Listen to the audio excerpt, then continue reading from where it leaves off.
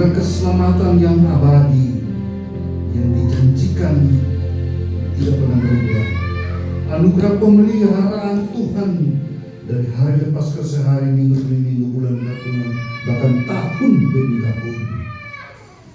Anugerah kepercayaan kehidupan, berikan kekuatan dan kesehatan sampai hari ini.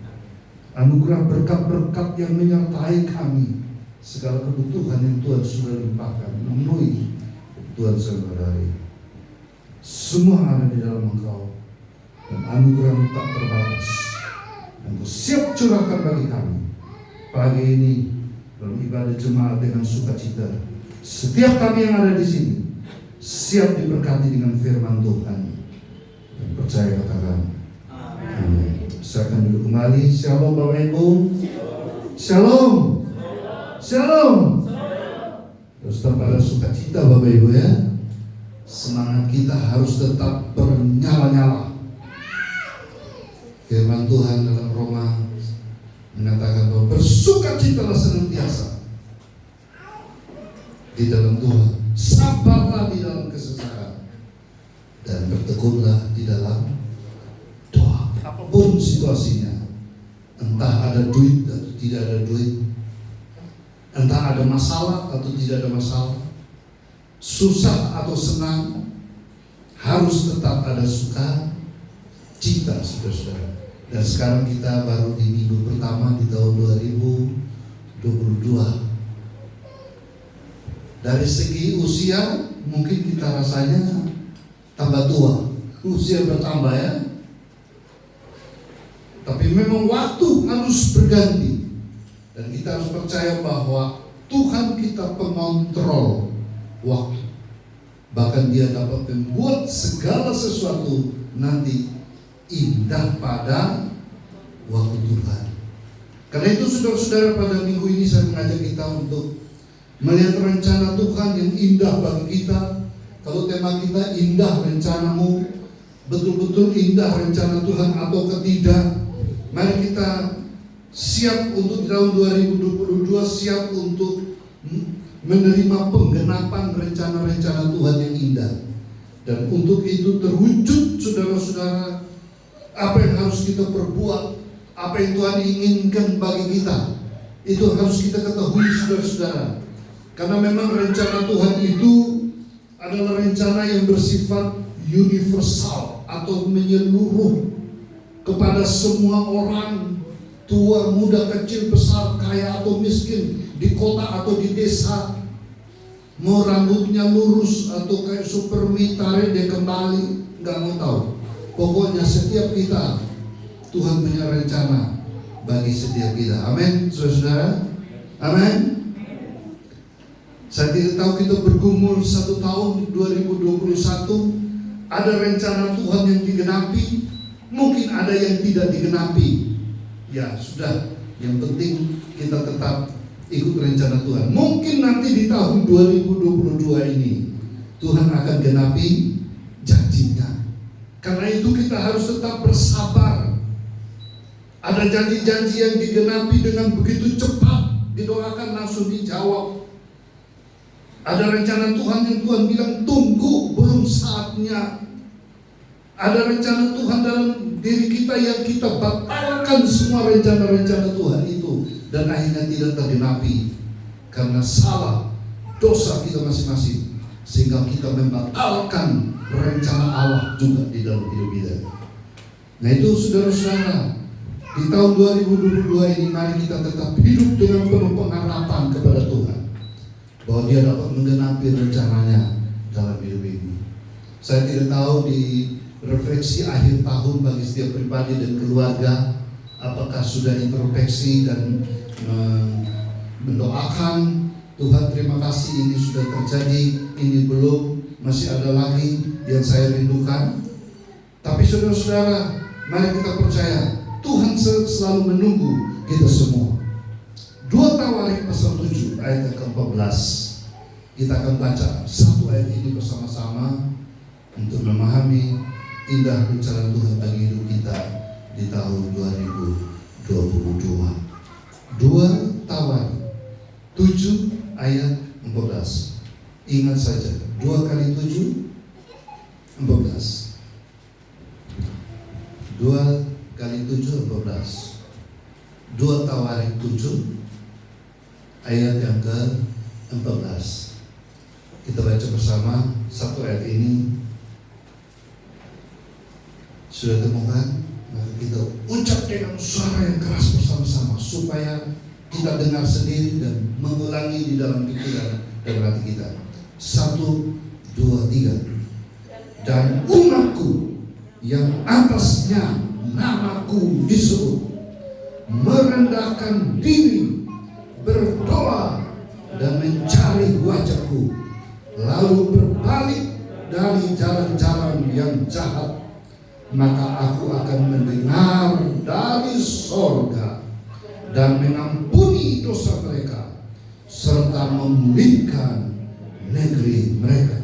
Satu kali lagi Bapak Ibu supaya kita hafal betul ya. 1, 2, 3. Dan umatku yang atasnya namaku disebut merendahkan diri, berdoa dan mencari wajahku, lalu berbalik dari jalan-jalannya yang jahat, maka aku akan mendengar dari sorga dan mengampuni dosa mereka serta memulihkan negeri mereka. Wow, ini janji Tuhan yang dahsyat Bapak Ibu. Bagi kita semua, apa janjinya di sini saudara-saudara? Tuhan mau melakukan apa bagi kita? Aku akan mendengar dari sorga. Ini janji Tuhan. Tuhan mau dengar doa-doa kita dari sorga. Siapapun kita, Tuhan mau dengar doa kita. Ya, luar biasa. Kedua, Tuhan bukan hanya dengar, tetapi Dia juga mau mengampuni dosa kita. Tuhan mau mengampuni dosa supaya kita dianggap layak. Kalau diampuni dosa, supaya tidak ada jurang pemisah antara kita dan Allah. Diampuni dosa supaya ada hubungan yang lebih dekat antara kita dengan Tuhan. Diampuni dosa supaya saat kita menerima berkat-berkat Tuhan itu, berkat yang tidak lagi dikuasai dosa, tetapi diterima dengan hati yang bersyukur kepada Tuhan. Tuhan mau mengampuni kita semua. Yang ketiga, Tuhan tidak hanya mendengar dan mengampuni, serta memulihkan. Tuhan ingin memulihkan kita. Amin. Saudara ingin dipulihkan Tuhan, sakit penyakit Tuhan bisa pulihkan kita. Masalah-masalah Tuhan bisa pulihkan kita. Ekonomi kita juga Tuhan bisa pulihkan kita. Apa saja Tuhan ingin pulihkan supaya kita berjalan normal kembali, sehat kembali, segar kembali kalau kita sudah dipulihkan oleh Tuhan. Ini yang Tuhan inginkan bagi kita. Dengar doa kita, saudara-saudara. Ampuni dosa kita, pulihkan kita. Wah, itu berarti saudara-saudara, kita betul-betul layak di hadapan Tuhan. Amin. Saudara ingin layak? Dosa kita diampuni, kita sudah dipulihkan Tuhan. Setelah itu apa? Dipanggil Tuhan ke rumah Bapa. Wah, siap betul Bapak kita. Siap ya? Siap. Orang yang dosanya belum diampuni, dia kalau mati bagaimana wajahnya? Pasti cemberut dia, mau berangkat bikin dosanya. Ya kan? Tapi kalau wajahnya segar, sukacita, pulang dengan tenang. Makanya kalau orang mau mati itu cepat didoakan, saudara-saudara. Kakak kandung saya di Kupang itu jam 12 malam mau meninggal. Semua keluarga doakan, minta saya doakan dari Surabaya. Ini Tuhan, tolong doakan penyerahan, doa penyerahan, bukan doa kesembuhan. Saya doakan saudara, ya Tuhan, kepada hamba-Mu ini, tubuh, jiwa dan rohnya kuserah ke dalam tangan-Mu. Amin. Wih, amin. Saya pikir dia juga amin. Ya, besok pagi saya telepon, bagaimana keadaan kakak? Wah, dia sudah bangun dan berjalan. Haleluya. Ini aneh, doa yang aneh, doa penyerahan supaya dia pindah ke surga. Malah Tuhan sembuhkan sampai hari ini. Jadi kemarin waktu ke Kupang bikin pengucapan syukur pernikahan kami di rumahnya, saya lihat dia jalan kayak robot.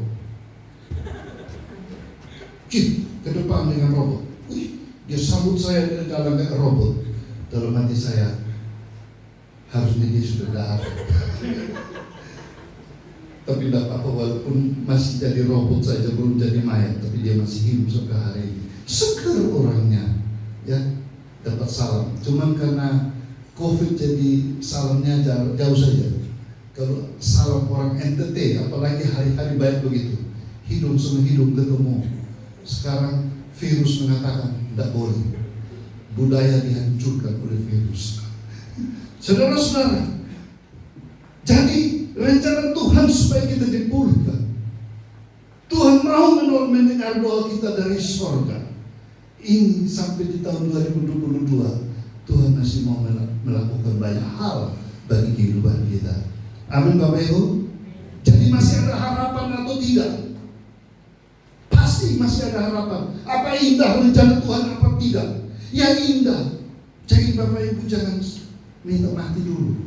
Kalau setengah mati boleh. Setengah mati boleh? Boleh tuh. Lagi berjuang keuangan dan aduh kita setengah mati. Setengah mati pinjam duit tidak dapat. Setengah mati usaha tidak maju, mundur. Setengah mati katanya. Nah, kalau mati total kayak sepedanya Melki itu. Dia naik motor bangga-bangga ke Malang. Mau pulang Surabaya, gonceng cewek lagi. Nah, bangga-bangga gonceng cewek kan. Mau ke Surabaya, macet di jalan. Sepedanya dibawa pulang lagi, parkir sampai hari ini. Nah, kau punya tanggung jawab kan? Hidupkan kembali. Itu namanya mati total ya. Saudara, hidup kita belum mati total, amen. Kalau mati total kita semua sudah tidur dengan tenang, rest in peace. Di mana itu? Keputih atau di? Nah, Kemakuri. Dan di dua tempat itu di Surabaya, saudara-saudara. Kalau tidak dibakar saja. Nah, saudara-saudara. Jadi indah rencana Tuhan. Jangan putus asa dulu. Tahun 2022 saudara berdoa supaya perkara besar terjadi lagi dalam hidup ini. Jangan stop dulu. Kalaupun sudah mogok macet total berhenti seperti sepedanya Melki, di servis ganti mesinnya ke apa supaya jalan lagi. Kalau tidak, kepalamu yang ganti itu sepeda motor. Jadi saudara-saudara harus maju terus, jangan putus asa. Kenapa? Karena Tuhan masih punya rencana yang indah bagi kita. Masih ada harapan ke depan ini. Mari tetap bersemangat Bapak Ibu di tahun 2022. Nah, supaya terwujud semua rencana indah Tuhan itu dalam hidup kita, itu tidak otomatis ternyata. Ada 4 persyaratan yang harus kita penuhi jika kita ingin rencana-rencana indah Tuhan itu diwujudkan. Menurut 2 Tawarik 7 ayat yang ke-12. Nah, persyaratan pertama apa Bapak Ibu? Bacalah di jelas ini. Dan umatku yang atasnya namaku disebut, pertama, merendahkan diri. Orang disuruh merendahkan diri itu susah, saudara-saudara. Karena manusia itu pada dasarnya manusia yang penuh kesombongan, keras kepala, keras hati. Sulit untuk merendahkan diri. Apalagi suruh minta maaf. Wes, tunggu dulu, bayar berapa ya? Minta maaf itu susah. Kita kalau bersalah dan minta maaf itu paling susah, saudara-saudara. Merendahkan diri, saudara-saudara, merendahkan diri itu bagaimana? Kita mau kembarkannya, kita ada di puncak sana, disuruh Anda turun serendah-rendahnya. Mau nggak merendahkan diri? Satu contoh merendahkan diri Natal ini, Yesus Kristus, dia selevel Allah, tapi dia mau merendahkan diri dan nantinya dia mau taat sampai mati di kayu salib. Nah, di hadapan Allah Tuhan yang umatku itu hadapan Tuhan. Kalau di hadapan manusia sulit, di hadapan Tuhan bagaimana? Maukah kita merendahkan diri? Jangan keraskan hatimu, jangan tinggi hati. Tuhan, aku hanyalah hamba yang tidak berguna. Oh Tuhan, di hadapan-Mu firman Tuhan mengatakan, aku hanyalah debu. Oh, di hadapan Tuhan dikatakan kita hanyalah rumput. Kemuliaan manusia hanyalah seperti bunga rumput. Oh, di hadapan Tuhan, baca dalam Yesaya pasal 40, kita itu hanya seperti setetes air dalam timba. Kita tidak ada gunanya. Dalam kitab Mazmur dikatakan, manusia itu hanyalah seperti ulat di dahan daun. Dalam surat Petrus mengatakan, manusia itu hanya seperti awan yang kelihatan sebentar dan berlalu. Karena itu, di hadapan Tuhan harusnya kita sungguh-sungguh merendahkan diri di hadapan Tuhan. Jangan kita andalkan kekuatan kita. Karena Yeremia pasal 17 mengatakan, terkutuklah orang yang mengandalkan diri sendiri dan manusia, tapi diberkatilah orang yang mengandalkan Tuhan. Persyaratan ini siapa kita penuhi di tahun 2022? Mau Bapak Ibu? Kalau mau, kita merendahkan diri di hadapan Tuhan ya. Jangan katakan aku hebat, jangan katakan aku kuat, jangan katakan tanpa Tuhan aku bisa. Itu dilakukan orang-orang yang tidak percaya Tuhan, ateis, menyangkal keberadaan Allah. Tapi kita sebut umat Tuhan, yang atasnya namaku disebut, dan umatku yang atasnya namaku disebut. Kita umat Tuhan, Bapak Ibu.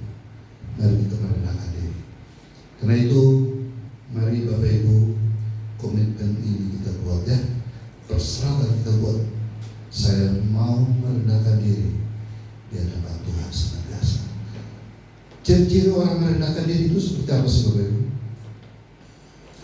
Kalau di Jawa ini katanya kalau merendahkan diri itu ya, yang muda lewat yang tua. Kalau mau lebih sopan harus tunduk ini.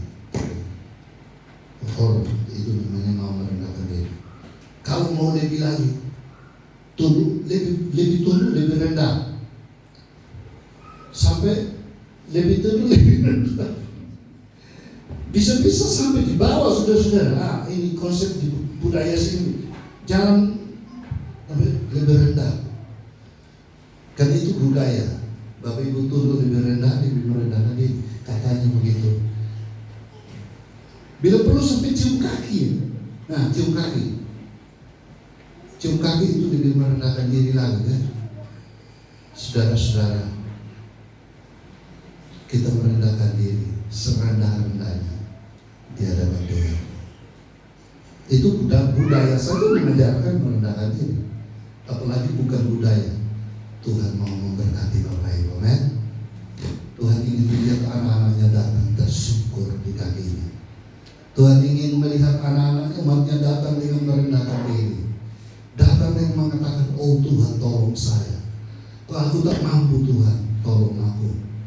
Ini aku Tuhan, jamah aku. Pulihkan hidupku Tuhan. Ini aku, ini aku, ini aku, ini aku. Saudara, kalau ini yang kita melakukan sepanjang 2022, saya jamin rencana Tuhan indah terjadi bagi setiap kita. Tuhan tidak pernah pilih kasih, saudara-saudara. Dalam pengalaman saya, Tuhan punya 1001 macam cara untuk menyatakan pertolongannya. 1001 macam cara untuk memberkati kita, untuk memulihkan kita. Kadang di luar logika kita, di luar pikiran kita. Karena kita berhadapan dengan siapa sekarang? Dia yang punya langit dan bumi. Amen.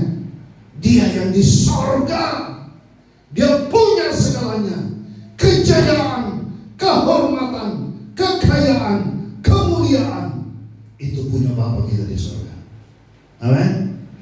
Amin. Tinggal seberapa besar iman kita. Wow, Bapak Ibu ingin mengalami itu? Rendahkan diri di hadapan Tuhan.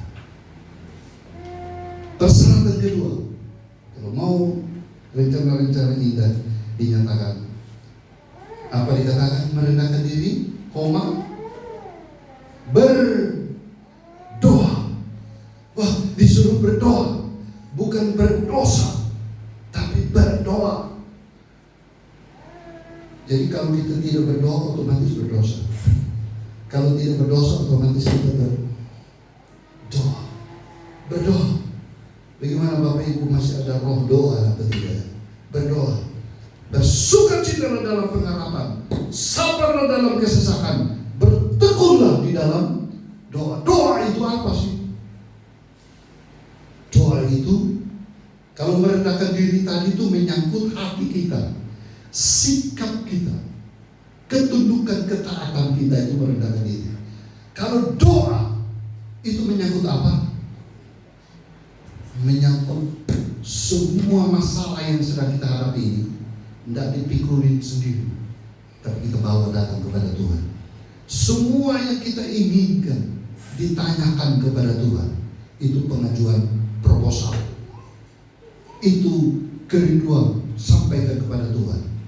Berdoa, berdoa, berdoa, dan berdoa. Tapi banyak orang tidak berdoa.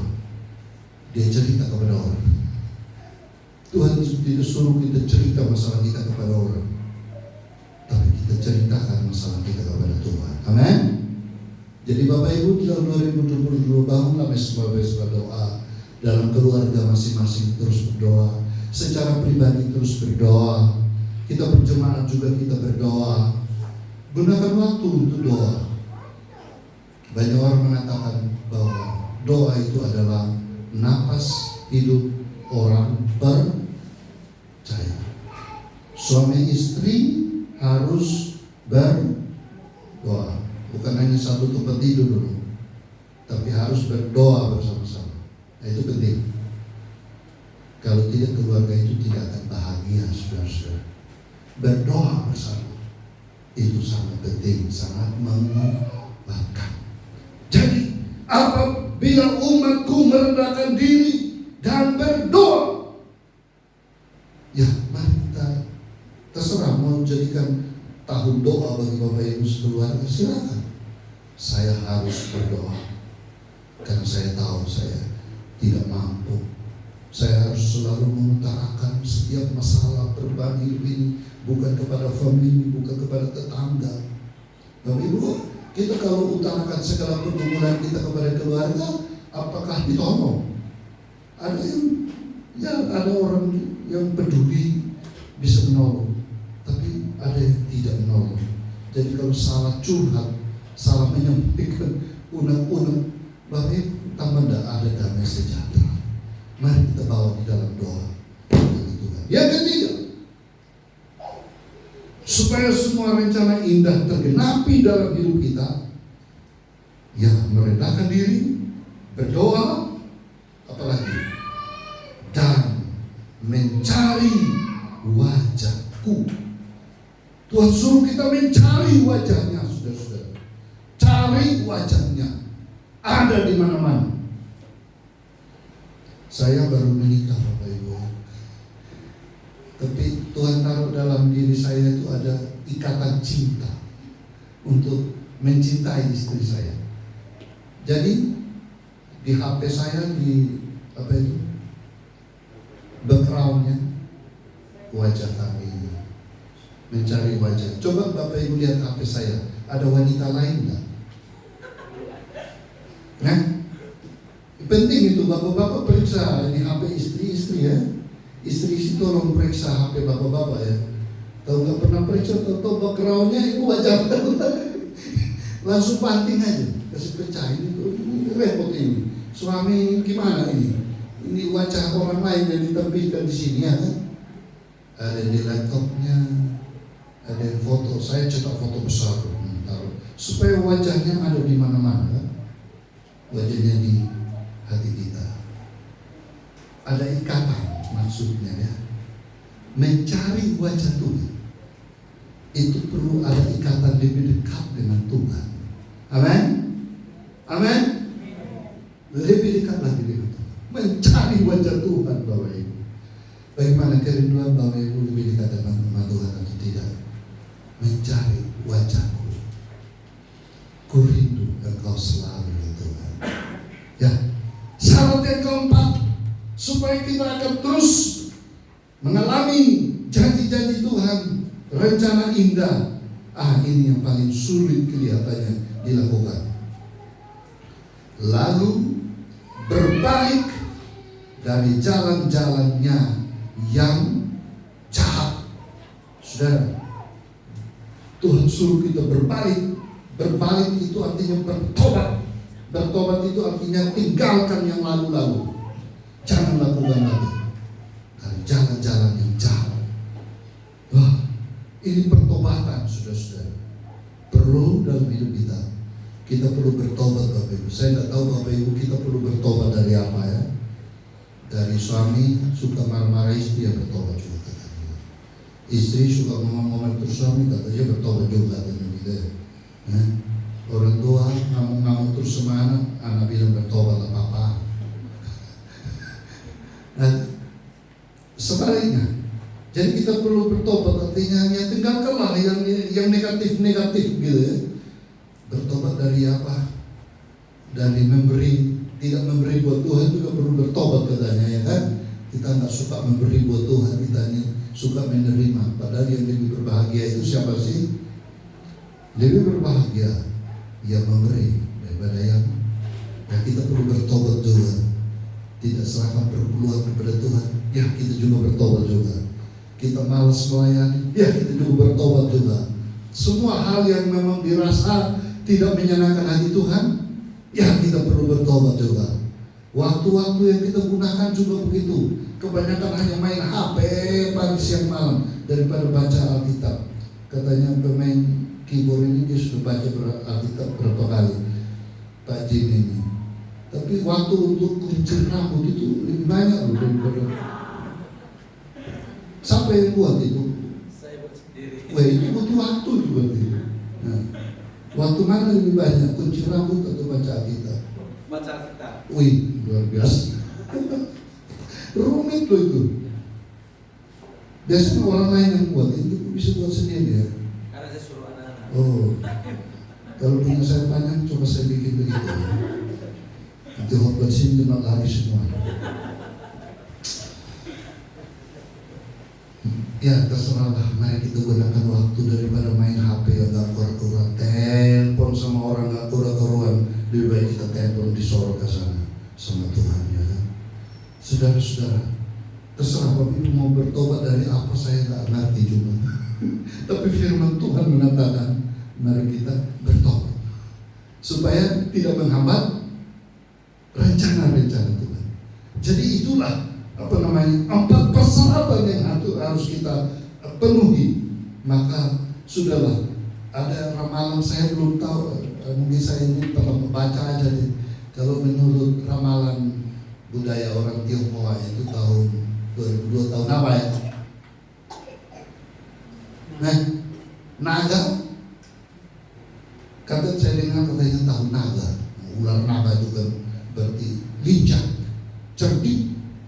Tapi harus, kalau saya lebih baik tahun burung saja, tulus seperti merpati gitu ya.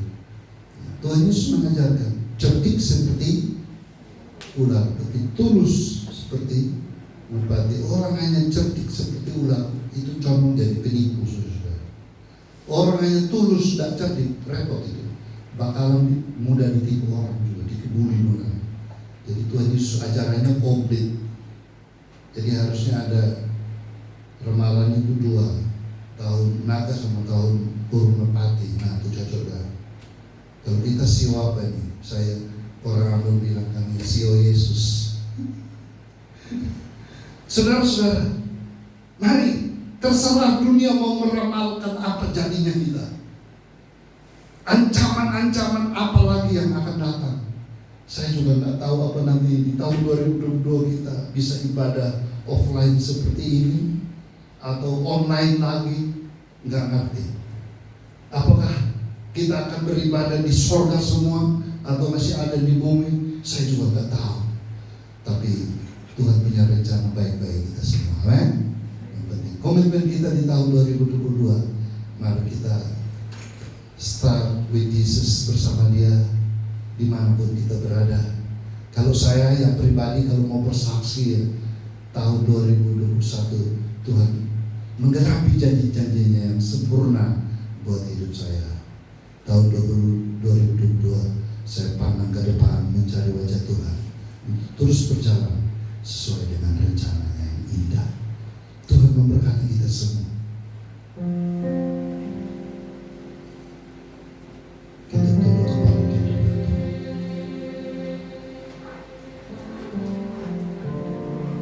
Terima kasih Tuhan. Indah rencana-Mu dalam hidup ini. Terima kasih Tuhan. Aku tidak pernah meninggalkan Kamu. Kasih-Mu, berkat-Mu, mujizat-mujizat-Mu, pertolongan-Mu selalu baru nyata dalam hidup kami. Terima kasih Tuhan. Firman-Mu tetap melekat di hati kami, memberkati kami, menyertai kami sepanjang 2022 dimanapun kami berada. 2 Tawarik 7 ayat 14 menyertai kami dan digenapi setiap pribadi, setiap keluarga. Terima kasih Tuhan. Semua berkat yang sudah Engkau curahkan 1 tahun berlalu, sekarang kami menyambut berkat-berkat yang Engkau sediakan di tahun yang baru. Terima kasih Tuhan untuk semua yang baik yang Engkau sudah karuniakan bagi kami. Karena itu Bapa, kami siap memberi juga buat Tuhan. Tuhan berkati persembahan kami. Tuhan berkati usaha kami. Tuhan berkati rumah tangga kami. Tuhan berkati studi kami. Tuhan berkati semua yang kami kerjakan. Pelayanan kami juga serahkan dalam tangan. Kehidupan dalam sosial masyarakat kami serahkan dalam tangan. Situasi bangsa dan negara, Tuhan juga menyertai kami semua. Terima kasih Bapa. Kami serahkan hidup kami semua, bersyafaat, menyerahkan segala masalah kami di kaki Tuhan, dan percaya indah rencana di dalam nama Tuhan Yesus yang mengajarkan kami selalu berdoa. Bapa kami, kuduskanlah nama, datanglah kerajaan, jadilah kehendak-Mu di bumi seperti berilah kepada kami kami secukupnya, ampunilah kami kesalahan kami juga mengampuni orang bersalah. Jangan bawa kami ke dalam pencobaan, tapi lepaskan kami pada jalan, karena Engkau punya kerajaan dan